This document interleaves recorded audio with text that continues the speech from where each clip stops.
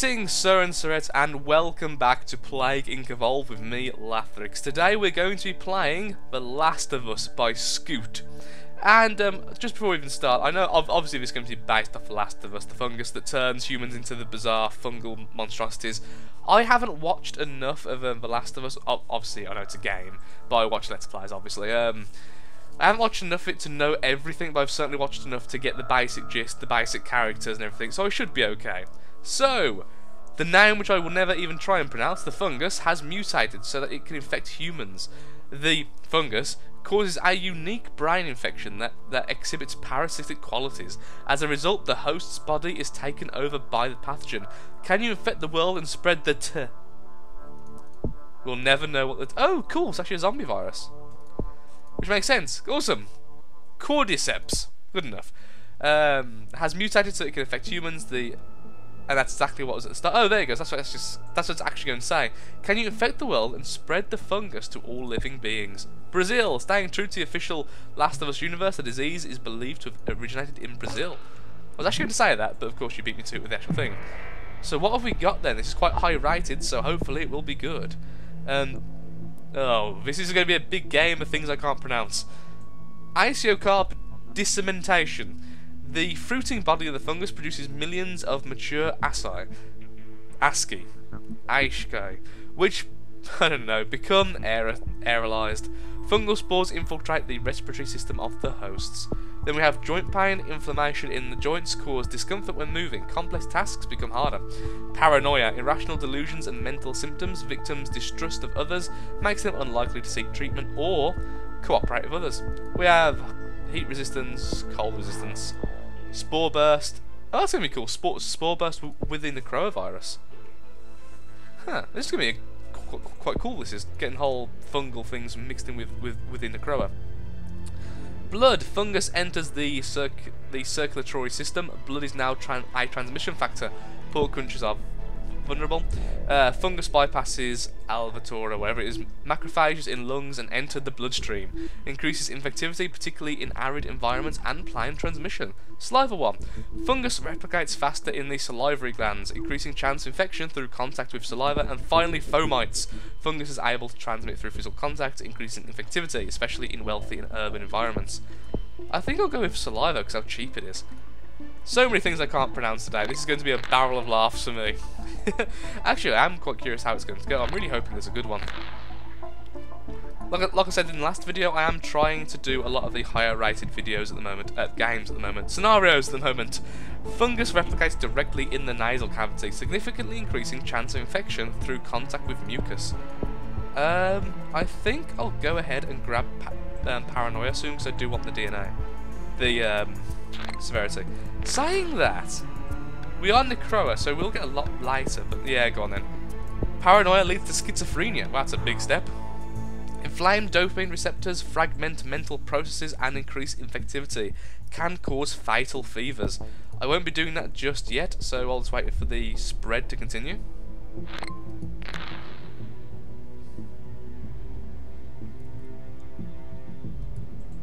Do I want air? Air would be great. Look where we are. No, we are actually in a humid country. Fomites maybe? Wealthy and urban. We're not in wealthy or urban, but still. Yeah, I think we'll just wait for no, okay. We'll get fomites because fomites is great. Fungus is able to survive on increased variety of surfaces. Increases infectivity, particularly in wealthy and urban environments. And that's 18 DNA, okay. Oh dear, random events are not off. Oh dearie god. Okay, air level 1, air level 2. Fungus can travel on dust particles. Increases infectivity, particularly in arid environments and plane transmission. So it's basically normal air, but with the word fungus blasted in there. Which is fair enough.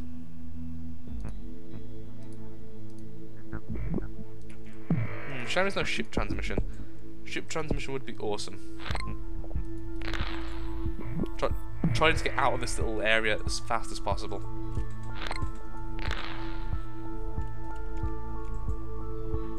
Really would be nice. Aha! Air level 2. Which does increase plane transmission at least, so we might be able to get on a plane soon enough.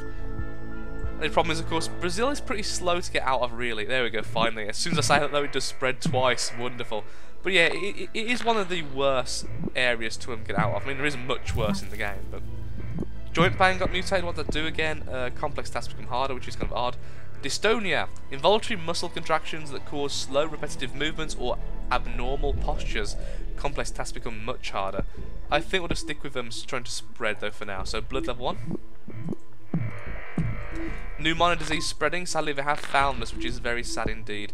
We need drug resist because we are in several countries which do need that. We are in several wealthy countries. A little bit of cold resistance as well, so yeah, that should help us out. Places are already shutting down their borders and such. Oh, the joy of being a coronavirus and being found. What to do next? We could do Spore Burst. That would be amusing, but don't really need to. Better later on. Okay, Farmwoods level 2, better in wealthy and urban environments. That will really help out in the USA and the UK. Try and get on their planes and such as soon as possible before they start shutting down their borders. Cold level 2 as well for the same kind of reason. The more countries we're in, the more places Ecom can't start in, the better chance we'll have when we start fungal zombieing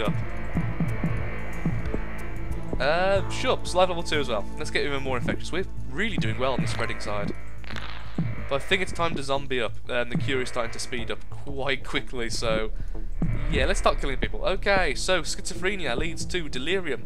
Reduction in cognitive function causes irrationality and paranoia. Can be fatal and slows down research speed. Insanity is significantly hard to cure. And cytopathic reanimation. Fungus has taken full control of its host, who is now nothing more than a puppet. All human consciousness and regard for self-preservation is lost. Oops, Daisy. Accidentally got dystonia, but that's fine. So we are now zombies, and we have things. Things are great. Runners emerge. Runners are the first attempt of the fungus reanimating the body into a zombie. They retain many human characteristics, but have poor eyesight. Very common zombie type. We have horde instinct. Let them travel. We do actually want that as soon as possible. Again, the whole getting to every country ASAP is kind of important. So being able to spread from, let's say, the UK to Greenland is very nice. Zcom in Greenland now, that's a scary thought. Get some to Philippines, get some to New Zealand to make sure we've got zombies everywhere as soon as possible. And we have none in Sweden, I don't think, so let's get them there as well. Okay, back to doing this. So we have slowing decomposition. Let's do runners, because I'm sure this is going to be interesting. Stalkers emerge. Stalkers have the vision and speed of runners, but are no longer bound with human conscience. They have developed pseudo-echolocation to locate their prey. Fungal hibernation. When the fungus senses that the host body is dying, it will find a safe place to die. The fungus then feeds off the decaying flesh to spread its spores. Awesome. We're pretty lethal and pretty severe right now, which is nice, so we don't need too much. Aha, things. Runner. Oh, cool. So it depends on the ones you've already got. That's really good, actually. Nutrient flow to the parental lobe increased, improving movement and coordination. Increases severity, particularly in urban environments. We'll grab that. Runner distinct movement. Involuntary movements keep runners coordinated with the hosts, improving movement and speed. Good, the zombies are pretty much everywhere now. Let's just make sure the zombies are actually everywhere. Greenland and the Baltic states, of course, we've already sent something to the Baltic states. Sorry, to Greenland, and we'll just sent one to the Baltic states. Aha! Just as Ecom set it up. I think Zcom's winning. Zcom's winning. Oh no. Grab that. Runner engorged quadriceps.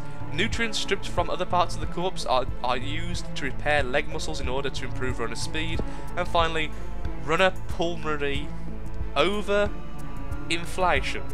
The runner's lungs are engorged, allowing more oxygen to enter the body. Overall stamina is improved and fatigue is reduced. Yay. And then we'll go ahead and grab stalkers. Clickers emerge. Oh, they are so creepy. Echolocation substitutes the use of vision. Aggression and combat ferocity are elevated. Uncommon entity, but high lethality when engaged. So I'll grab that as well. And then we have bloaters emerge. Fungus completely dominates the host, surrounding it in an impregnable armoured husk. Gains the ability to throw spore bombs. Very rare entity and exceptionally lethal. Indeed, there is. Do we have them in New Guinea? Yeah, we do have them in New Guinea, just waiting a bit. See how Baltic States is doing. It's just about winning there, we need more things. Thankfully, most places just lost the war, so, yeah. Also, I've only realised we haven't even been cured yet. Aggression symptom has been mutated. Okay, yeah, now we're definitely winning, which is awesome. Let's grab all these. So we should have more symptoms now as well to grab. Wow, I really do. Clicker's sensory enhancement. Nutrient flow to the... Oh, so many words. Occipital. I don't know, obviously it's the eye centre. And temporal lobe increased. Clickers have enhanced hearing and echolocation is improved, especially useful in dark areas. Thinning of the nasal epithelium significantly heightens Clicker's sense of smell. And that's it. Oh. Stalker temporal lobe growth. Stalkers are attracted to movement and will abandon victims once dead. Prey more likely to remain intact and become a zombie. Stimulation of primary visual cortexes, improve vision in bright sunlight, particularly useful for daytime combat. We also have this one, which is more lethal. Bloater cranial elephantitis. Triggers mutated growth hormone, which encourages bone growth in the skull. Gives bloaters combat advantage, which leads to dermal calcification. Mutations in the endocrine system cause parts of the skin to harden and calcify. Gives bloaters a combat advantage. Wow. Our guys has got a lot better. How's the Baltic States going, guys? Very well indeed, okay. They have just grew stronger though, so that might be an issue, but I don't think it is. No, the zombies are obliterating them. We've pretty much won at this stage. And finally, Bloater's fungal spore bomb. Fungus forms massive booballs that contain an airborne strain of the fungus. When thrown, the deadly spores are released, spreading in every direction. More zombies for us. And down goes the Baltic States. Ecom destroyed in the Baltic States. Can we get, by any chance, well, we can get genetic hardening, but that would really help. Victory! 2 stars! Yay! That should be at the top. Why isn't it at the top? Should it be? No, whatever. It's in the first section anyway. Where are you? So we can just have a look at you. Last of Us. That was actually really, really good. So I'm giving that a thumbs up. I'm giving that 4.5 out of 5. Just a few things I would change. Nothing major though. Just a little bit of... I think it's a little bit too easy. I think you got too strong too fast at the very end. I would like more symptoms, like more choice in what to do. But that's about it really. That's all I'll change. So thank you for watching Stone Stress. I hope you've enjoyed watching this as much as I've enjoyed playing the game, and I hope to see you next time. Remember, likes and comments really do mean the world and help this channel out so much. So if you could take just a brief moment to go underneath this video and give me a like, give me a comment, it really does help. So thank you for watching, hope to see you next time, and goodbye.